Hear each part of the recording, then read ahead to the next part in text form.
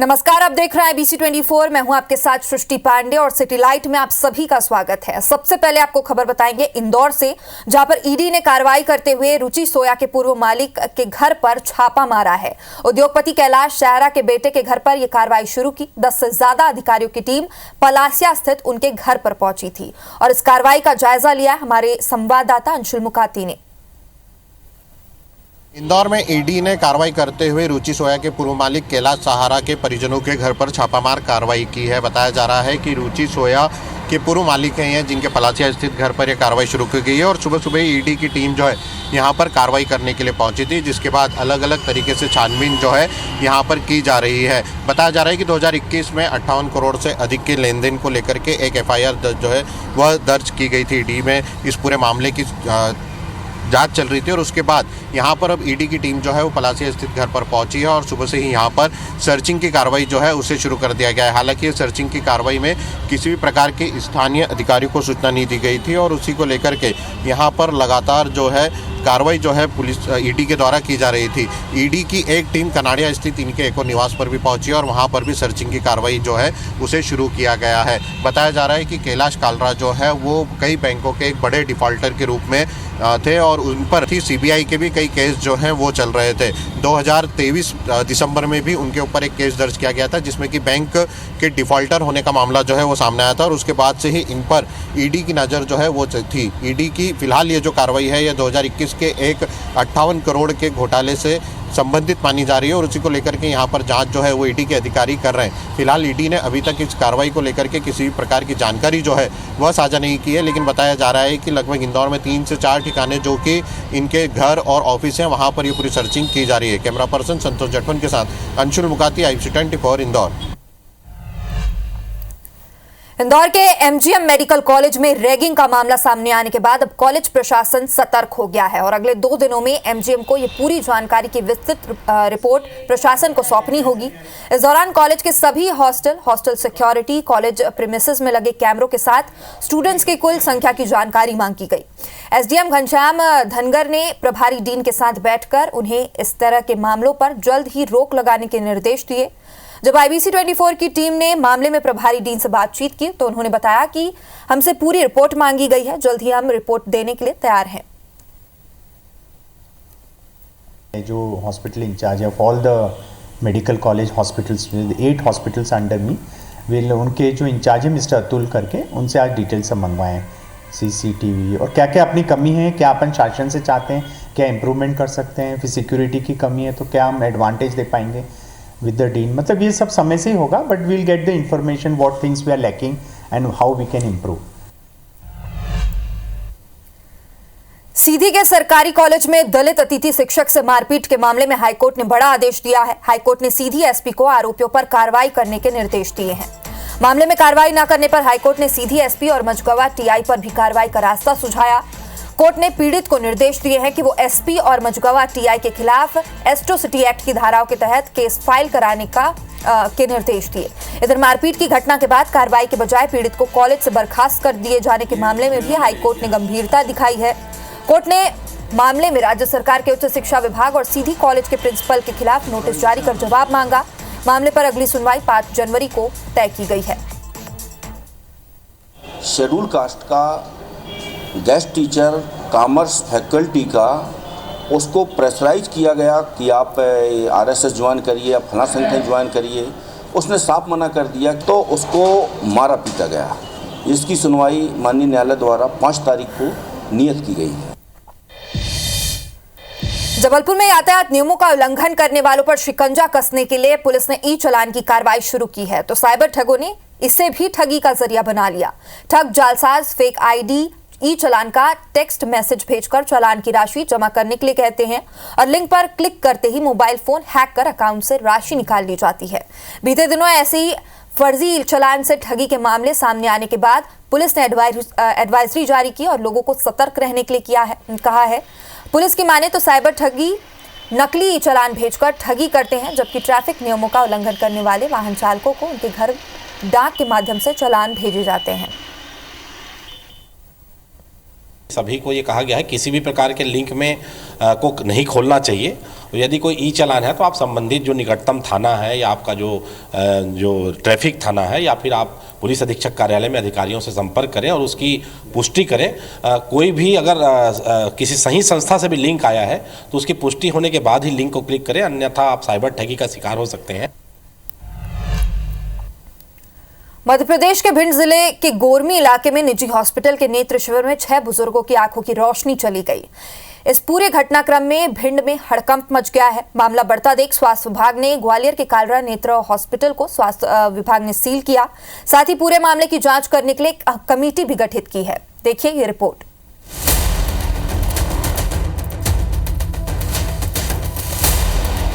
भिंड के कृपे का पूरा गांव में संयुक्त समाज सेवी संस्था वेलफेयर सोसाइटी ने 9 दिसंबर को भिंड में स्वास्थ्य विभाग से बिना परमिशन नेत्र जांच शिविर लगाया था। शिविर में ग्वालियर के थाटीपुर स्थित कालरा अस्पताल के डॉक्टरों ने मरीज को चिन्हित किया था, जहां से भिंड के चपरा गांव के 6 ग्रामीणों को ग्वालियर ले जाकर मोतियाबिंद का ऑपरेशन किया गया। ऑपरेशन के बाद मरीजों ने जब आंखें खोली तब उन्हें दिखाई देना ही बंद हो गया। क्या नाम है आपका? राजवीर। अच्छा, तो क्या दिक्कत हुई थी आपको? थोड़ा कम दिक्कत तो हम ऑपरेशन कराने गए। हाँ, ऑपरेशन वहाँ करो और मन से आँख गायब है, वही बिल्कुल दिख नहीं रहा है। अच्छा अच्छा। हाँ। हमने कहा कि आँख खराब हो रही है, दिख नहीं रहा है। हाँ। मैंने ड्रॉप वगैरह दे दे और गोली के पैसे लिए और फिर ठीक हो जाएगी। आपने सुना इनका ऑपरेशन हुआ। अब हम बात कर लेते हैं, यहाँ डॉक्टरों का पैनल मौजूद है जो भिंड जिले से चिकित्सक चल के आए हैं। डॉक्टरों का पैनल यहाँ मौजूद है, बात करेंगे। तो उसके लिए CMHO साहब और कलेक्टर साहब का सुबह ही फ़ोन आ गया, तो हम लोग टीम लेके यहाँ आए हैं। अभी सभी की जांच करेंगे, किसके द्वारा ये कैंप लगाया गया था उनसे भी जानकारी लेंगे, क्योंकि उन्होंने कोई भी जिले से कोई सूचना नहीं दी थी, ना कोई उनके पास परमिशन थी कि वो यहाँ कैंप लगा सकें। तो प्रथम दृष्टया इसमें किसको दोषी माना जाता है? प्रथम दृष्टया तो जिन्होंने कैंप लगाया है वो दोषी हैं, और जिन डॉक्टर्स ने ऑपरेशन किया वो दोषी हैं, क्योंकि बिना किसी सूचना के एक जिले से आप केस को ले जा रहे हैं और केस में दिक्कत आ रही है, फिर आप उसको बोल रहे हैं कि ये तो भगवान के भरोसे है, हम कुछ नहीं कर सकते इस तरह का। आपने सुना हमारे बीच में जो विशेषज्ञ हैं डॉक्टर आलोक शर्मा जी जिला चिकित्सालय से आए हैं, उनको सुना। अब पीड़ितों ने इस पूरे मामले की शिकायत भिंड जिला प्रशासन से की। मरीजों का आरोप है कि जिस आंख का ऑपरेशन करना था उसकी जगह दूसरी आंख का ऑपरेशन कर दिया। ऐसे में सबसे बड़ा सवाल यह है कि आखिर इतने मरीजों के लिए नेत्र शिविर किसके आदेश पर लगाया गया। इधर ग्वालियर में स्वास्थ्य विभाग ने कालरा हॉस्पिटल की OPD को बंद करा दिया है, लेकिन अस्पताल से डॉक्टर और पैरामेडिकल स्टाफ गायब है।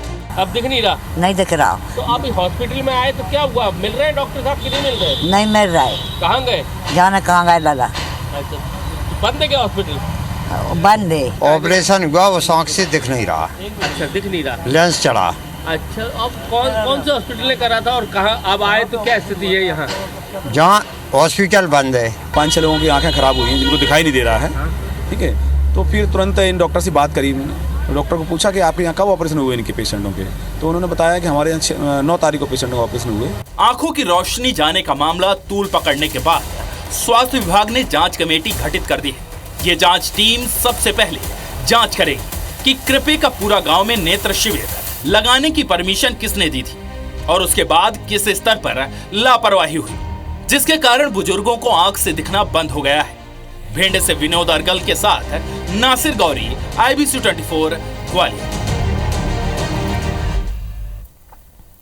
अमित शाह के बाबा साहब अंबेडकर को लेकर दिए बयान पर सियासत तेज है। कांग्रेस केंद्रीय गृह मंत्री को अपने बयान पर माफी मांगने की बात कह रही है। इस पर CM विष्णुदेव साय ने कहा कि कांग्रेस को इतिहास उठाकर देखना चाहिए कि उनका वास्तविक में अपमान किसने किया है। हमारी सरकार तो लगातार उनका सम्मान कर रही है। कांग्रेस की सरकार ने तो संसद में उनका चित्र भी नहीं लगाया। हमारी सरकार अंबेडकर तीर्थ का निर्माण कर रही है। दरअसल बीते मंगलवार को राज्यसभा में अमित शाह ने विपक्ष पर कटाक्ष करते हुए कहा था, अभी एक फैशन हो गया है अंबेडकर अंबेडकर, इतना नाम अगर भगवान का लेते तो 7 जन्मों तक स्वर्ग मिल जाता। इतिहास उठा के देखना चाहिए कि अंबेडकर जी का वास्तव में अपना अपमान किसने किया है। इस देश का जो पार्लियामेंट है वहाँ उनका चित्र तक कांग्रेस की सरकार ने लगाना आवश्यक नहीं समझी थी।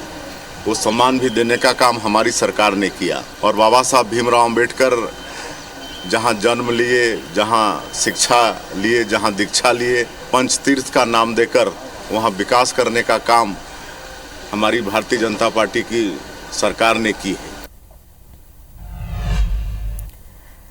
रायपुर नगर निगम में चुनाव के लिए वार्डों के आरक्षण की प्रक्रिया पूरी हो गई है। आरक्षण के बाद महापौर एजाज ढेबर, भाजपा के वरिष्ठ पार्षद मृत्युंजय दुबे, ज्ञानेश शर्मा जैसे कई वरिष्ठ पार्षदों को चुनाव लड़ने के लिए नया वार्ड तलाशना पड़ेगा, क्योंकि इनके वार्ड या तो ओबीसी के लिए या महिला ओबीसी के लिए आरक्षित हो गए हैं। वहीं पूर्व महापौर और सभापति प्रमोद दुबे अपने वर्तमान वार्ड में ही चुनाव लड़ेंगे। इसके अलावा कई पार्षद अपनी पत्नी को चुनाव लड़ाने की तैयारी कर रहे हैं, क्योंकि उनके वार्ड महिला के लिए आरक्षित हो गए हैं। आइए जानते हैं आरक्षण का गणित।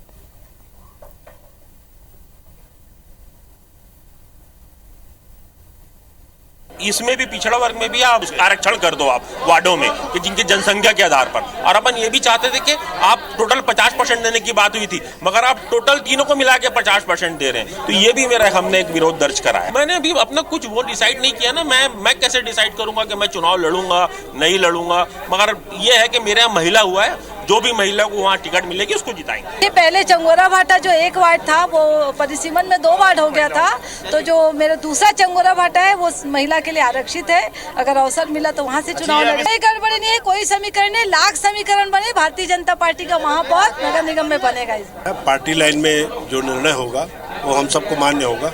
अभी महापौर के भी आरक्षण होने हैं, तो अभी कुछ कहना जल्दबाजी होगी।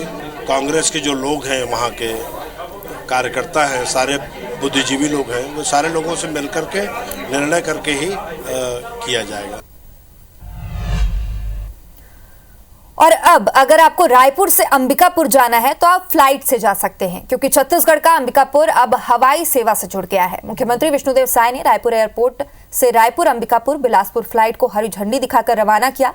इसी के साथ रायपुर अंबिकापुर फ्लाइट ने उड़ान भरी है। इस दौरान फ्लाइट को वाटर सैल्यूट भी दिया गया। इस फ्लाइट के पहले यात्री सरगुजा सांसद चिंतामणि महाराज रहे। सीएम साय ने उन्हें बोर्डिंग पास देकर कहा कि आज आपने इतिहास बना दिया। साथ ही IBC 24 की टीम ने भी इस प्लेन में अंबिकापुर के लिए उड़ान भरी।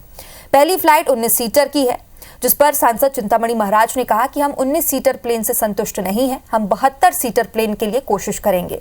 वहीं सीएम विष्णुदेव साय ने कहा कि डबल इंजन की सरकार की वजह से हर क्षेत्र में विकास हो रहा है।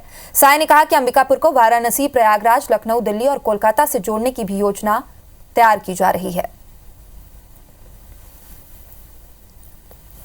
मैं 19 सीटर विमान से खुश नहीं हूं, लेकिन ठीक है, अभी पहली बार हवाई सेवा प्रारंभ हो रहा है तो 19 सीटर ही चले। हमारा प्रयास रहेगा कि आगे 72 सीटर विमान वहां उतरे।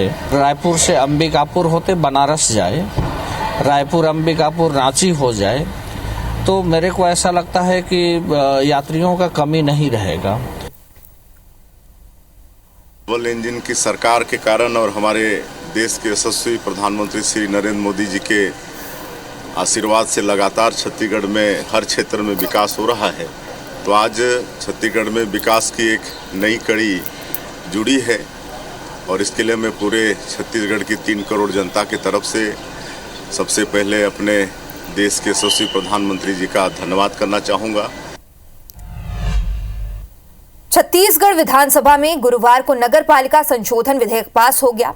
इसमें किए गए प्रावधानों पर विपक्ष ने आपत्ति जताई है। समूचे विपक्ष के बॉयकॉट के बीच नगर पालिका संशोधन विधेयक पारित किया गया है। विपक्षी दल कांग्रेस ने आरोप लगाया है कि संशोधन संविधान के विपरीत है। इसमें प्रावधान है कि नगरीय निकायों में निर्वाचित सभा के 5 साल पूरे होने से पहले चुनाव कराया जाए। इसे किसी राज्य की विधानसभा बदल नहीं सकती, लेकिन सदन में अध्यक्ष ने विपक्ष की इस आपत्ति को अस्वीकार कर दिया, जिसके बाद पूरे विपक्ष ने सदन से वॉकआउट कर दिया। इसके बाद विधानसभा परिसर में महात्मा गांधी की प्रतिमा के सामने जमकर हंगामा किया। विपक्ष का कहना है कि वे इस संशोधन के खिलाफ कोर्ट तक जाएंगे। कि आप संविधान के खिलाफ किसी भी संशोधन को यहाँ प्रस्तुत नहीं कर सकते। वो प्रस्तुत करने का अधिकार न तो विधानसभा को है, न मंत्री को है, न राज्यपाल को है। सीधा संवैधानिक व्यवस्था इसमें दी गई है। देखिए, ये अलग संशोधन है। एक साथ चुनाव कराने का निर्णय सरकार ने ले लिया है। एक साथ चुनाव कराने जाने के लिए हर कोई स्वतंत्र है, पर यह प्रावधान पंचायत एक्ट में भी है, पूर्व से चला आ रहा है। थोड़ी भ्रांतियां थी, इसके कारण से ये प्रावधान लाया गया है। और ये पूरी तरह से संवैधानिक प्रावधान है, इसमें कहीं कोई बात नहीं है। दंतेवाड़ा जिले में डीएमएफ फंड से बनी कोरकोट्टी की सड़क और हिरोली हेल्प सेंटर तक बनी सड़क की जांच होगी। विधानसभा में प्रश्नकाल के दौरान गृह मंत्री विजय शर्मा ने न सिर्फ मामले के दोषी 4 अधिकारी को सस्पेंड करने की घोषणा की, बल्कि ठेकेदार अवधेश सिंह गौतम के तमाम कार्यों की जांच कराने के आदेश भी दिए हैं। बता दें कि अवधेश सिंह गौतम दंतेवाड़ा कांग्रेस के जिला अध्यक्ष हैं। गुरुवार को प्रश्नकाल के दौरान भाजपा विधायक अजय चंद्राकर ने सड़क निर्माण में भ्रष्टाचार का मुद्दा उठाया था। अब कांग्रेस के द्वारा किया गया करप्शन है, कांग्रेस शासन का करप्शन है, कांग्रेसी के द्वारा किया गया करप्शन है। और माननीय उप मुख्यमंत्री विजय शर्मा जी ने उसके पूरे कामों के जांच की घोषणा की, उसका तो मैं हृदय से स्वागत करता हूं। कांग्रेस के बड़े नेता रहे, वो तो कलेक्टर के भी सर पर चढ़ करके अपना काम कराते थे, ऐसा पता चला सब कुछ। तो जो कुछ भी काम हुआ है उसमें जांच हुई है, जांच का रिपोर्ट आया है, रिपोर्ट के आधार पर कार्रवाई की गई है। तो भाई वसूली आवश्यक है, एफआईआर आवश्यक है, ब्लैकलिस्ट करना आवश्यक है, सब किया गया है। उसी जिले में उसी कालखंड में हुए कार्यों का जांच कैसे नहीं होगा, तो करना पड़ेगा ना। छत्तीसगढ़ में बांग्लादेशी घुसपैठियों और रोहिंग्या मुसलमानों पर सियासत तेज है। पूर्व मुख्यमंत्री भूपेश बघेल ने कहा कि बीजेपी के लोग आरोप लगाते हैं कि रोहिंग्या मुसलमान घुसपैठिए हैं। बीजेपी के बड़े नेता और प्रधानमंत्री ने भी आरोप लगाए थे, लेकिन आज इतने दिनों बाद भी वे इस संबंध में जवाब नहीं दे पा रहे। उन्होंने कहा कि हमारे सवाल पर जानकारी एकत्र करने की बात कही गई है। इससे स्पष्ट है कि जब चुनाव आता है बीजेपी भ्रम फैलाने का काम करती है। भूपेश बघेल के आरोपों पर उप मुख्यमंत्री विजय शर्मा ने कहा, यह प्रदेश की सुरक्षा के लिहाज से बेहद गंभीर विषय है। कुछ लोग पहचान छुपाकर रह रहे हैं, उनकी जांच की जा रही है। किसी भी विषय पर जवाब नहीं देने जैसी कोई बात नहीं है। जो व्यक्ति पहचान छुपाकर रह रहा वो संदेही है, उसकी जांच होगी।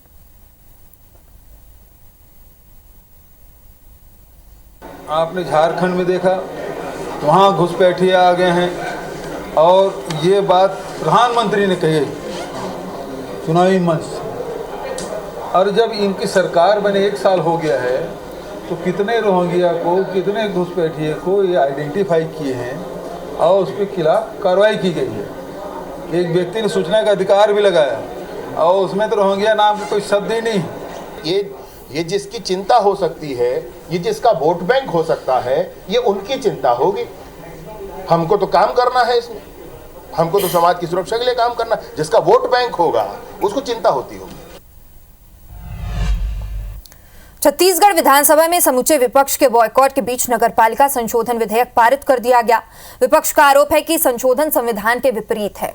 74वें संशोधन के जरिए प्रावधान है कि नगरीय निकायों में निर्वाचित सभा का कार्यकाल 5 साल पूरा होने से पहले चुनाव कराया जाए। इसे किसी राज्य की विधानसभा नहीं बदल सकती, लेकिन सदन में विधानसभा अध्यक्ष के विपक्ष की आपत्ति को अस्वीकार किया, जिसके बाद पूरा विपक्ष सदन से वॉकआउट कर गया और विधानसभा परिसर में महात्मा गांधी की प्रतिमा के सामने जमा होकर विरोध प्रदर्शन किया। संविधान के खिलाफ किसी भी संशोधन को यहाँ प्रस्तुत नहीं कर सकते। वो प्रस्तुत करने का अधिकार न तो विधानसभा को है, न मंत्री को है, न राज्यपाल को है। और संविधान के खिलाफ ये प्रस्ताव लाए हैं। हम लोग ऐसे प्रस्ताव में भागीदार नहीं बन सकते, हमारा ये कहना है, इसलिए हम बाहर आ गए। ये कम्प्लीटली संविधान के खिलाफ में है, इसीलिए हम इस संशोधन के भाग नहीं रहना चाहते थे, क्योंकि हम उच्चतम न्यायालय के निर्देशों के खिलाफ नहीं दिखना चाहते थे और ना ही संविधान के खिलाफ दिखना चाहते थे। और आगे जरूर इसको चैलेंज किया जाएगा। गृहमंत्री अमित शाह के बाबा साहब डॉक्टर भीमराव अंबेडकर पर किए टिप्पणी का विरोध शुरू हो गया है। देश भर में कांग्रेस और बाबा साहब के अनुयायी अमित शाह के खिलाफ प्रदर्शन कर रहे हैं। खरगोन के सब्जी मंडी पार्क के पास भी कांग्रेस कार्यकर्ताओं ने मौन धारण कर उनकी टिप्पणी का विरोध किया। शाजापुर के स्थानीय बस स्टैंड पर कांग्रेस ने धरना प्रदर्शन किया और अमित शाह का चित्र जलाया। इस दौरान कार्यकर्ताओं ने अमित शाह के खिलाफ नारेबाजी भी की है, जिसके बाद राष्ट्रपति के नाम नायब तहसीलदार को ज्ञापन सौंपा। वहीं ग्वालियर में कांग्रेस और बीजेपी आमने सामने आ गए। बीजेवाईएम ने कांग्रेस कार्यालय के बाहर राहुल गांधी का पुतला फूंक दिया। इसी दौरान भारी संख्या में कांग्रेस कार्यकर्ता एकजुट हो गए। दोनों के बीच झड़प होने ही वाला था, लेकिन पुलिस ने बैरिकेडिंग कर कार्यकर्ताओं को रोक दिया। दरअसल बीते मंगलवार को राज्यसभा में अमित शाह ने विपक्ष पर कटाक्ष करते हुए कहा था, अभी एक फैशन हो गया है अंबेडकर अंबेडकर, इतना नाम अगर भगवान का लेते तो 7 जन्म तक स्वर्ग मिल जाता। पूरे देश पर भारतीय जनता पार्टी राज कर रही है। उसी संविधान निर्माता के खिलाफ गृह मंत्री सदन में अमानवीय टिप्पणी करते हैं। कांग्रेस पार्टी उनका भी विरोध करती है, उनकी इस टिप्पणी की निंदा करती है और उनसे तत्काल इस्तीफे की मांग करती है। साथ ही अमित शाह जी पूरे देश की जनता से माफी मांगे, यही हमारी मांग है। जो सत्ता में बैठे हैं, पुलिस और प्रशासन पूरा उनके साथ खड़ा है, पूरा शासन उनके साथ खड़ा है। वो अब प्रदर्शन करके जो अपनी गलती है उल्टा चोर कोतवाल को डांटे वाली स्थिति हो रही है। वो जो है ये साबित करना चाहते हैं कि हमारे अमित शाह की कोई गलती नहीं है, जबकि गलती पूरी तरह है। संसद में बोले हैं, संसद में उनने अपना भाषण दिया है। वो इधर संसद में कांग्रेस और बीजेपी के बीच धक्का मुक्की में बीजेपी सांसद को लगी चोट को लेकर इंदौर में बीजेवाईएम ने उग्र प्रदर्शन किया। कार्यकर्ताओं ने कांग्रेस दफ्तर का घेराव करते हुए काले तेल के गुब्बारे और चप्पल फेंकी। प्रदर्शन के दौरान कांग्रेस पार्षद राजू भदौरिया के कुर्ते पर भी काली शाही फेंकी गई। कांग्रेस ने इस पूरे मामले को लेकर आरोप लगाया है कि सरकार के दबाव में पुलिस प्रशासन काम कर रही है। इसी कारण वे बीजेवाईएम कार्यकर्ताओं को रोक नहीं पाई और प्रदर्शनकारी कांग्रेस कार्यालय तक आकर इस तरह का दुर्व्यवहार कर रहे हैं। युवा मोर्चा यहाँ आया, युवा मोर्चा को कोई अनुमति नहीं थी, उन्होंने 144 का उल्लंघन किया। मैं माननीय कलेक्टर साहब, माननीय कमिश्नर साहब से निवेदन करता हूं कि आप लोकतंत्र को जिंदा रखिए। सत्ता दल को आप ठीक है, सत्ता दल के साथ आप रहें। उन्होंने आके यहाँ पथराव करा, बम, पेट्रोल बम फेंका और चप्पल जूते फेंके। गांधी भवन तक पुलिस ने उनको आने कैसे दिया? 100 मीटर 200 मीटर पहले आप बैरिकेडिंग कर सकते थे। तो ये पक्षपातपूर्ण रवैया है। मध्य प्रदेश विधानसभा में गुरुवार को प्राइवेट स्कूलों की फीस से संबंधित संशोधन विधेयक सर्वसम्मति से पारित हुआ। कांग्रेस विधायकों ने आरोप लगाया कि निजी स्कूल फीस वसूली के लिए मनमानी करते हैं, परिवहन शुल्क के नाम पर लूट हो रही है। विपक्षी विधायकों ने निजी स्कूलों में बढ़ते दुष्कर्म के मामले को भी सदन में उठाया है। हालांकि स्कूल शिक्षा मंत्री उदय प्रताप सिंह ने सदन को आश्वस्त किया कि निजी स्कूल की मनमानी पर नकेल कसने के लिए यह विधेयक लगाया गया है। स्कूल शिक्षा मंत्री ने कहा कि ड्रॉप आउट समस्या को खत्म करने के लिए प्राइमरी और मिडिल स्कूलों के प्राचार्य को बाध्य किया जा रहा है। लगभग आम सहमति जैसी स्थिति विधानसभा के अंदर रही। माननीय मुख्यमंत्री जी के नेतृत्व में जो अपेक्षा थी कि प्राइवेट स्कूल्स की मॉनिटरिंग अच्छी हो और नई शिक्षा नीति का पालन हो, अनावश्यक फीस बच्चों से न वसूली जाए, इस सब की मॉनिटरिंग हो। राज्यपाल और कुलाध्यक्ष रमन डेका ने गुरुवार को सभी निजी विश्वविद्यालयों के कुलपतियों की बैठक ली है। उन्होंने नई शिक्षा नीति समेत बाकी कामों की समीक्षा की। उन्होंने निर्देश दिए कि सभी विश्वविद्यालय स्टार्टअप रिसर्च पर विशेष रूप से ध्यान दें। उन्होंने यूजीसी की गाइडलाइंस का पालन करने के निर्देश दिए। बैठक में राज्यपाल ने कहा, निजी विश्वविद्यालय की शिक्षा के क्षेत्र में अहम भूमिका है, इसलिए शिक्षा की गुणवत्ता पर ध्यान दें और इसे व्यवसाय का संस्थान न बनाएं।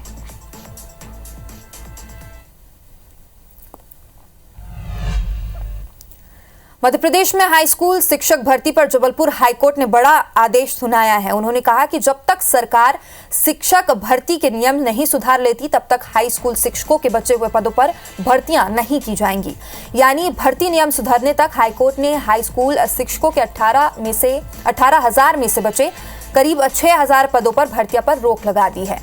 हाईकोर्ट ने राज्य सरकार को शिक्षक भर्ती नियम सुधारने के लिए 3 हफ्तों की मोहलत दी, जिसके बाद मामले पर अगली सुनवाई की जाएगी।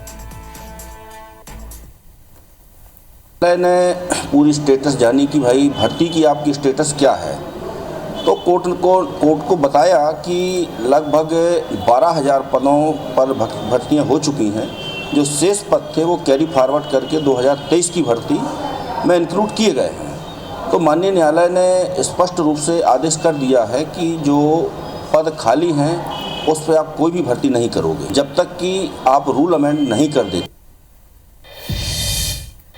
इसी के साथ इस बुलेटिन में इतना ही, लेकिन खबरों का सिलसिला जारी रहेगा।